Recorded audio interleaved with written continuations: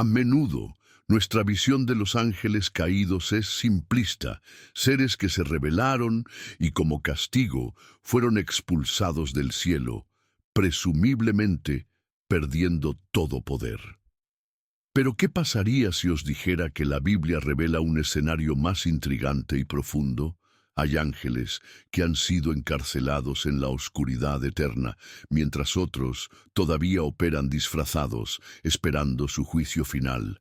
Exploremos estos misterios bíblicos poco conocidos y revelemos la verdad de la guerra espiritual que aún existirá. Antes de entender la rebelión, necesitamos conocer la verdadera esencia de los ángeles. Las representaciones comunes los muestran tocando arpas en las nubes, pero la realidad bíblica va más allá.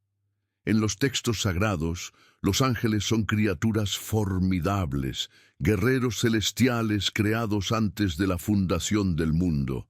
Según Ezequiel 28, 12, 15, eran querubines ungidos, llenos de sabiduría y belleza, adornados con piedras preciosas y perfectos en sus caminos desde la creación. Los ángeles, seres de luz e inteligencia superior, tienen el don del libre albedrío. Pueden estar en un solo lugar, no son omniscientes ni omnipotentes, pero su poder, fascinante para los humanos, está limitado por el Creador. En la jerarquía celestial, algunos eran querubines, como aquellos que protegían la santidad divina. Otros eran serafines proclamadores de la gloria de Dios, además de los mensajeros y guerreros celestiales con misiones específicas en el ámbito espiritual. Lo que hace que los ángeles sean verdaderamente fascinantes es su libertad de elección. Al igual que los humanos, podrían decidir seguir la gloria divina o rebelarse. Y fue este libre albedrío el que desencadenó una de las historias celestiales más dramáticas, la primera gran rebelión. Creados perfectos, como menciona Ezequiel 28:15, hasta que se halló en ellos iniquidad. Esta caída de la gracia al mal marcó el inicio de una guerra que todavía resuena en nuestra realidad. El mayor motín de la historia no tuvo lugar en la tierra, sino en el cielo mismo. En el libro de Apocalipsis 12, 7, 9, un relato impactante nos dice: hubo una gran batalla en el cielo.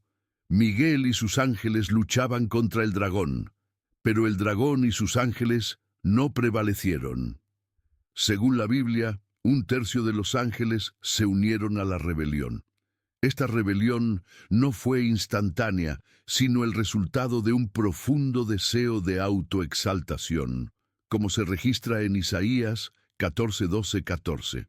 El orgullo, siendo la primera forma de pecado, surgió en el universo no como un acto de violencia o mentira, sino como un deseo intenso de ser como Dios. El líder de la rebelión, citado por Isaías, dijo: subiré al cielo, exaltaré mi trono sobre las estrellas de Dios y seré semejante al Altísimo. Esta aspiración de exaltación personal desembocó en una guerra inimaginable a escala celestial. Fue el arcángel Miguel y sus ángeles fieles quienes se enfrentaron a los insurgentes. Aunque la derrota de los rebeldes fue total, este no fue el capítulo final. Como lo describe Jesús en Lucas 10, 18, vi a Satanás caer del cielo como un rayo. El conflicto simplemente tomó una nueva forma, ahora involucrando a la humanidad recién creada, mientras los antiguos querubines buscaban nuevas formas de desafiar a Dios. Entre los ángeles, Lucifer destacó por su esplendor y posición, descrito en Ezequiel 28, 12, 15. Llamado portador de luz o estrella de la mañana, su función era magnificar la gloria de Dios. Sin embargo, su belleza y posición dieron paso al orgullo, corrompiendo su sabiduría. Este cambio convirtió a Lucifer en un oponente, pasando de ser el guardián de la gloria divina a una encarnación del mal, como se menciona en Apocalipsis 12:10. La rebelión no se limitó a un solo tipo de ángel. La jerarquía celestial original, que incluía querubines, serafines y mensajeros, ha sido corrompida. En Efesios 6:12, Pablo describe esta estructura caída. No tenemos lucha contra sangre y carne, sino contra principados, contra potestades, contra huestes espirituales de maldad en las regiones celestes. Los querubines, como Lucifer, los ángeles del conocimiento y los seres guerreros se han desviado de sus propósitos divinos originales. Génesis 6:2-4 menciona a los hijos de Dios, que se aparearon con las hijas de los hombres, lo que llevó a extinciones como la de los Nefilim. Judas 1:6 y 2 Pedro 2:4 ofrecen pistas sobre el destino de estos ángeles: encarcelamiento en oscuridad eterna, lo que sugiere que partes de la rebelión fueron más severas y requirieron castigos diferentes. La diversidad de tipos de ángeles rebeldes explica la variedad de influencias malignas que afectan al mundo actual. Curiosamente, no todos los ángeles caídos corrieron la misma suerte. Segundo Pedro 2:4 menciona ángeles que fueron arrojados al Tártaro, una prisión especial. En Apocalipsis 9:1-11 tenemos referencias a un grupo encarcelado en el abismo, seres terribles que esperan ser liberados en el juicio final. Sin embargo, Efesios 2:2 señala que muchos todavía están activos como el príncipe de la potestad del aire, lo que sugiere que continúan operando bajo limitaciones divinas. La Biblia habla de prisiones espirituales, lugares misteriosos que desafían la lógica terrenal. El Tártaro, según 2 Pedro 2:4, es un lugar más profundo que el mismo Hades, designado específicamente para los ángeles rebeldes. El abismo, mencionado en el Apocalipsis, es temido incluso por los demonios, mientras que el Seol o Hades, aunque es principalmente la morada de los muertos, también se sugiere como una prisión para algunos seres espirituales. Estas prisiones son dimensiones distintas que revelan el control absoluto de Dios sobre el juicio de estos seres. El libro del Apocalipsis nos ofrece una de las descripciones más oscuras. Juan ve una estrella que cae del cielo y abre el pozo del abismo, de donde emerge un ejército aterrador bajo el mando de Abadón, el destructor. Estas criaturas, descritas como langostas con forma de caballo, tienen la capacidad de atormentar a la humanidad durante un periodo de juicio, pero sus acciones son limitadas y controladas, mostrando que hay un propósito divino incluso en su liberación. Durante el encuentro de Jesús con el endemoniado Gadareno, los demonios ruegan no ser enviados al abismo, evidenciando el terror que sienten por ese lugar. El líder de estos seres, Abadón, es un alto comandante que, junto a sus legiones, será liberado al final de los tiempos. Su liberación no es un accidente, sino parte del plan divino, mostrando que incluso las fuerzas del mal operan bajo la soberanía de Dios. No todos los ángeles caídos están encarcelados. Muchos continúan trabajando en nuestro mundo, dirigidos por Satanás, descrito por Pablo como el príncipe de la potestad del aire. Operan de manera discreta pero sistémica, tratando de afectar nuestra realidad. En Daniel 10 vemos que un ángel fue detenido por un príncipe espiritual, revelando que las entidades espirituales tienen influencia directa sobre las naciones y los eventos, requiriendo la intervención de seres celestiales. La Biblia no pinta el reino de las tinieblas como un sistema desorganizado, sino como una entidad muy estructurada. En Efesios 6:12, la diversidad de poderes espirituales revela una jerarquía como la de un ejército, con principados y potestades bajo el dominio de Satanás. Estos espíritus se infiltran en cuestiones políticas, sociales y culturales, con el objetivo de distanciar a la humanidad de los propósitos divinos y distorsionar la verdad. Satanás, llamado el Dios de este siglo en 2 Corintios 4:4, tiene la capacidad de cegar el entendimiento de los no creyentes. Su estrategia principal no es la confrontación directa, sino el engaño. Como afirma Jesús en Juan 8:44, Él es mentiroso y padre de mentira. Los ángeles caídos, a lo largo de los siglos, han desarrollado métodos sofisticados para frustrar los planes de Dios, no limitándose a ataques aislados, sino desarrollando una oposición coordinada y amplia. Las tácticas de los ángeles caídos son diversas. Siembran dudas sobre la palabra de Dios, como se ve en Génesis 3:1, donde la serpiente cuestiona la veracidad de las instrucciones de Dios. Satanás también asume el papel de acusador, sacando a la luz los errores pasados de las personas y haciéndoles sentir indignos del amor de Dios. Además, imitan la luz para engañar, creando falsedades que parecen buenas, pero se desvían de la verdadera fe. La división es una técnica antigua, utilizada por Satanás.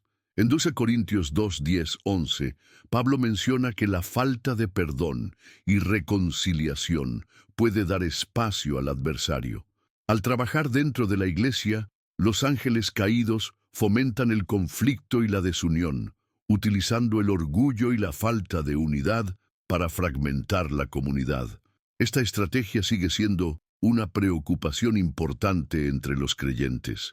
En Daniel 7:25, hay una profecía que sugiere que estos seres espirituales buscarán cambiar los tiempos y las leyes, trabajando constantemente para subvertir las verdades divinas y promover valores opuestos. Aunque sus tácticas se han adaptado con el tiempo, la esencia de sus acciones sigue siendo engañar, dividir y desviar a la humanidad de los propósitos de Dios. La organización de las fuerzas del mal no es caótica, sino más bien una jerarquía bien estructurada. En Efesios 6:12, Pablo menciona varios niveles de autoridad: principados, potestades, gobernadores de las tinieblas y huestes espirituales de maldad. Cada uno de estos términos indica una función específica dentro de un ejército espiritual. En la cima está Satanás, seguido por los principados que actúan como generales, influyendo en las naciones y las culturas. Los principados, como se demuestra en Daniel 10:13, tienen autoridad e influencia sobre regiones y naciones. Pueden interferir en los acontecimientos y decisiones políticas, sirviendo como fuerzas de oposición activa contra el propósito divino. Los poderes, en otro nivel, se ocupan de cuestiones más amplias, manipulando ideologías y estructuras que afectan la vida diaria de las personas. Los gobernantes de la oscuridad, descritos como cosmocrátores, tienen influencia sobre los sistemas mundiales. Son ellos los que corrompen las instituciones y promueven valores que alejan a las personas de Dios. Las hordas espirituales de maldad son las fuerzas atacantes que ejecutan órdenes y llevan a cabo estrategias de engaño como un ejército disciplinado, como se señala en Lucas 8:30, donde un hombre poseído se identifica como legión, porque somos muchos. Aunque la guerra espiritual comenzó en el cielo, después de la cruz la dinámica cambió. El adversario es un enemigo derrotado que pelea sus batallas finales con desesperación. En Apocalipsis 12:12 se afirma que Él descendió a la tierra con gran ira, sabiendo que tiene poco tiempo.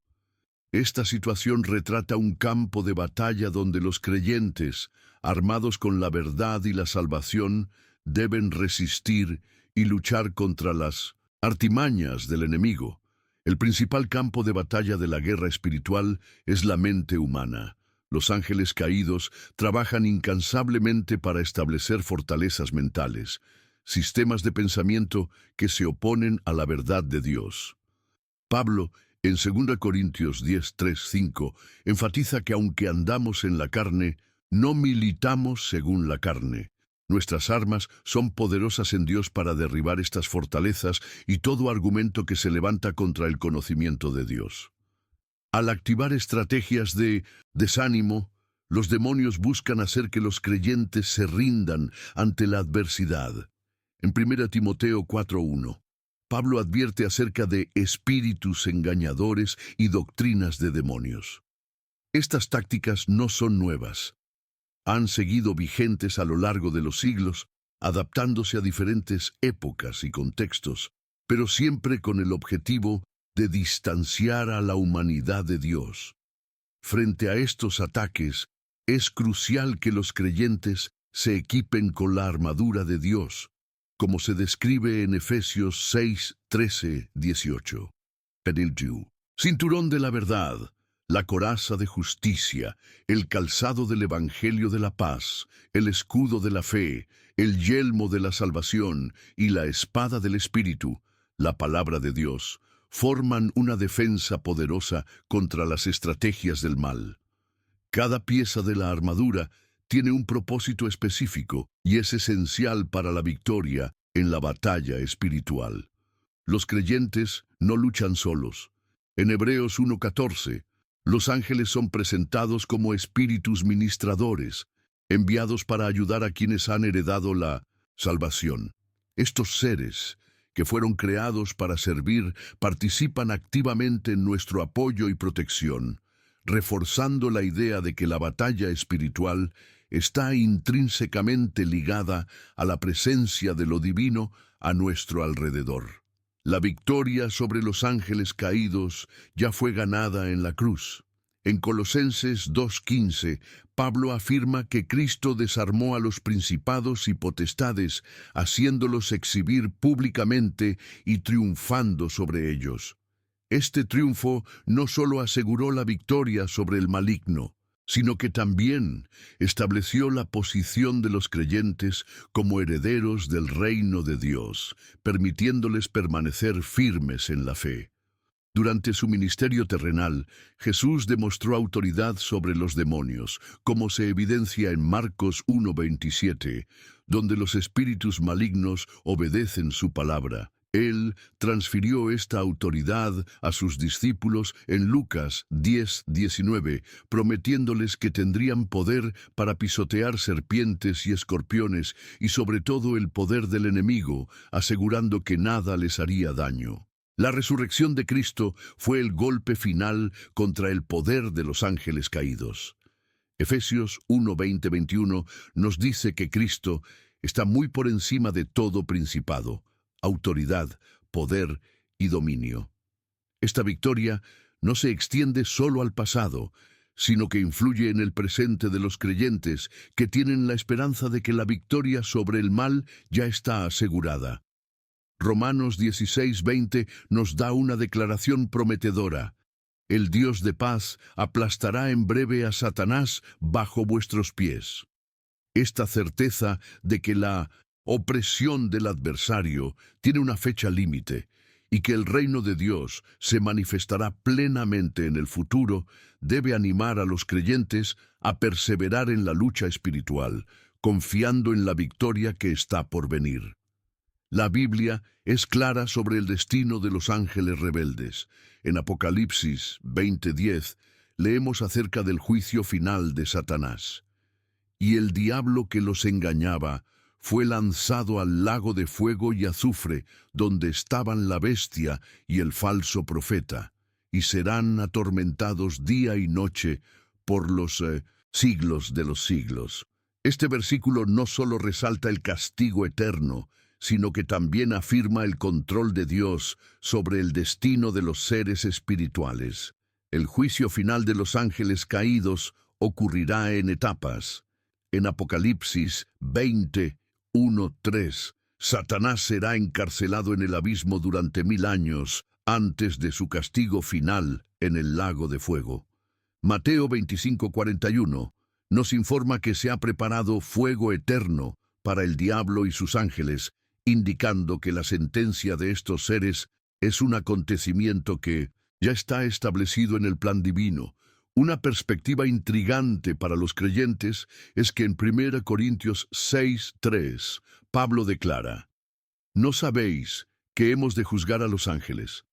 Esto sugiere que los redimidos tendrán un papel activo en el juicio final de los ángeles caídos, reflejando la victoria de Cristo y la autoridad que Él concede a sus seguidores.